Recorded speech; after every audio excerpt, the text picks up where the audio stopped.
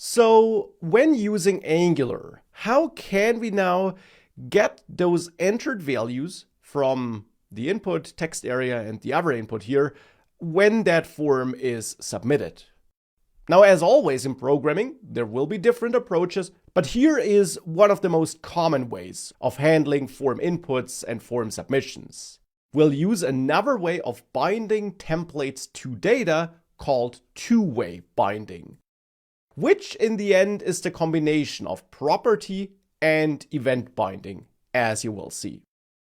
Now, to use two-way binding, we have to go back to the new task component, so to the class of that template.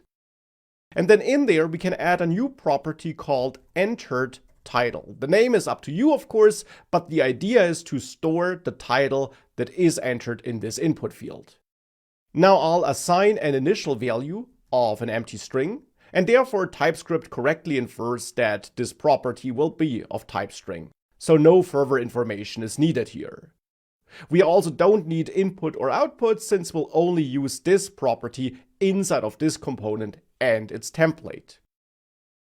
But now I want to make sure that with every keystroke the user makes in that input field, this property here and the value stored in that property will be updated with the value entered by the user.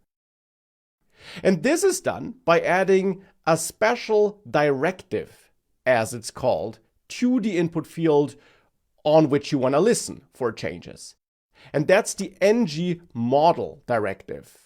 And by the way, whenever something starts with ng, you know that it's coming from Angular, that it's built into Angular. Now, directives are an Angular feature which we will explore in greater detail later in the course, and then you will also learn how you can build your own directives. But the main idea behind this directive feature really just is that they allow you to add extra functionalities to elements. In the end, directives are almost like components, because the idea behind components also is that you can build your own things that bring their own functionality.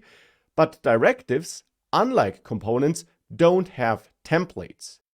And indeed, components in Angular are considered to be directives with templates. So if we're talking about a component, we have a directive with a template. If we talk about a directive, we have, well, just a directive, just an enhancement to an element that does not bring its own template. But that's not too important right now, because for the most part, you will work with components, but occasionally you need some directives here and there, like the ng model directive here, like maybe some directive you'll build on your own later in the course, or like the ng-for directive I mentioned earlier, in case you're using an Angular version where this more modern @for syntax is not supported. But that's the idea behind directives. They simply are Angular-powered element enhancements, you could say.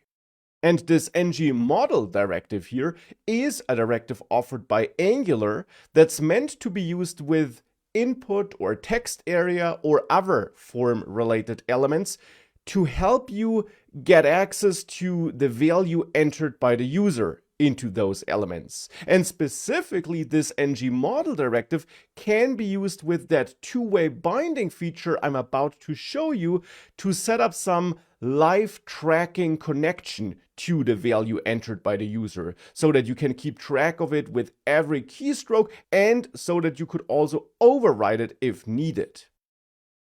Which looks like this. You wrap it with parentheses, and then you wrap that with square brackets. And this is a special syntax built into Angular that sets up two-way binding for this ng model directive in this case. Now, this two-way binding syntax can not be used on any property of elements. Instead, by default, no element properties support it. ng-model, however, is a directive offered by Angular which does support two-way binding. Later in the course, when we dive deeper into components and directives and other things, you will also learn how to support two-way binding on your own properties in your own components, for example. But for the moment, we'll use this ng model directive, which was built by the Angular team to help us with getting input from input elements. And that's exactly what we're trying to do here.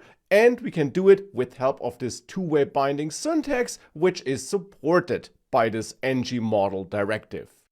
So you can think of this ng model thing here basically as something that's placed on an input element to add extra features and properties to that element under the hood, behind the scenes.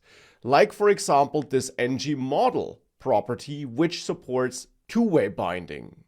And in general, the idea behind this directives feature is that you can build things, directives, which enhance the elements on which they are placed by adding extra features, extra behaviors or properties to them, like the ng model directive does it here.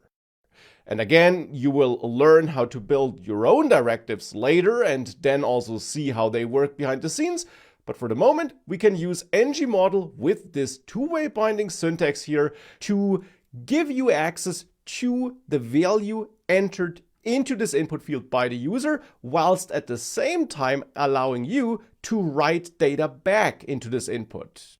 That's what two-way binding means. You can listen to input, but also output data, both with one syntax, with this syntax here.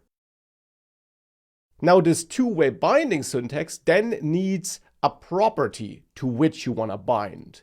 In my case here, the entered title. But as you'll see, I will get an error if I try to set it up like this. And the error is that we can't bind to ng model since it isn't a known property of input. So in the end, ng model is unknown to Angular.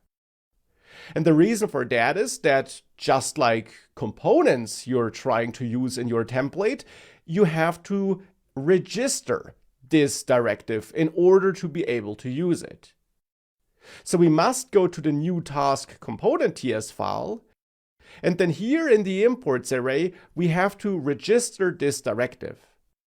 And that's typically done by registering the forms module, which is a thing imported from @AngularForms. And you can think of that forms module as a collection of directives and features that help you with dealing with forms and with user input. And we'll use another feature of that forms module in a couple of minutes.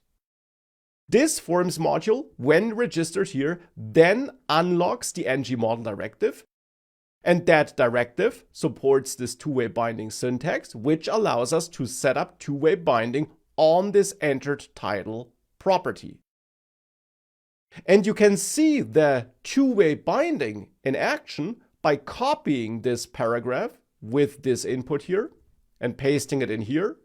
And then I'll name it title2, also on the ID and the name. But I'll keep this two-way binding to the exact same property on both inputs. And if you now save that and you open that dialog, you therefore see these two titles. But you'll notice that if you type into the first input, the second one changes as well. And that's happening because it is two-way binding. We get the value that's being entered, but we also then write it back into the input field. That's why this can be a very useful feature, even though here we of course don't need that second input. So I will delete it here. But therefore now, the entered title property will be updated under the hood with every keystroke. And therefore we can of course also add an entered summary property in the new task component class and an entered date property, which also should hold a string. And then back in the new task component template, We can and should copy this ngModel code and also add it on the text area. But then here I want to bind the entered summary and add it to this due date input and bind the entered date. And as a side note, inputs in HTML will always yield string values. Even if it's of type date, it will not yield a date object. Instead, it will yield a string value. That's why I also made entered date a string here. And with that, we'll now be updating these three properties as we're typing into their respective input fields. Now we just also have to handle the form submission. Now, before we handle the form submission though, I briefly want to show you how you could use two-way binding and this syntax here with signals. Because at the moment I'm not using signals here. These are regular properties and we rely on the standard Angular change detection mechanism for finding out whether they changed and for updating the UI. Now we could be using signals here by calling the signal function, which must be imported from @AngularCore, and by then wrapping our initial values with it, so that these values are assigned as initial values for those signals, but they can of course now also be changed to get updated values. Now, how can we change them with help of two-way binding though? Well, nothing easier than that. All you have to do is set up two-way binding as you did it before. So this code here does not need to change because Angular will automatically detect that entered title, entered summary, and so on are now signals, and ngModel will behave accordingly and will read those signals internally to get the value that should be set on the input and will update those signals whenever the value changes because the user types into these input fields. So you don't need to do anything in the template in order to work with signals instead of those standard properties. It's especially important that you don't start reading the signals, though you should get an error if you try to. You should get an error that this is an unsupported expression in a two-way binding. Because again, Angular will read those signal values for you when using signals in conjunction with two-way binding and ngModel as we're doing it here. With that, I'll get rid of signal here though, because I don't want to use signals here, and I'll also get rid of the import which was added, but it's of course important to know how you could use signals with two-way binding, and now you do.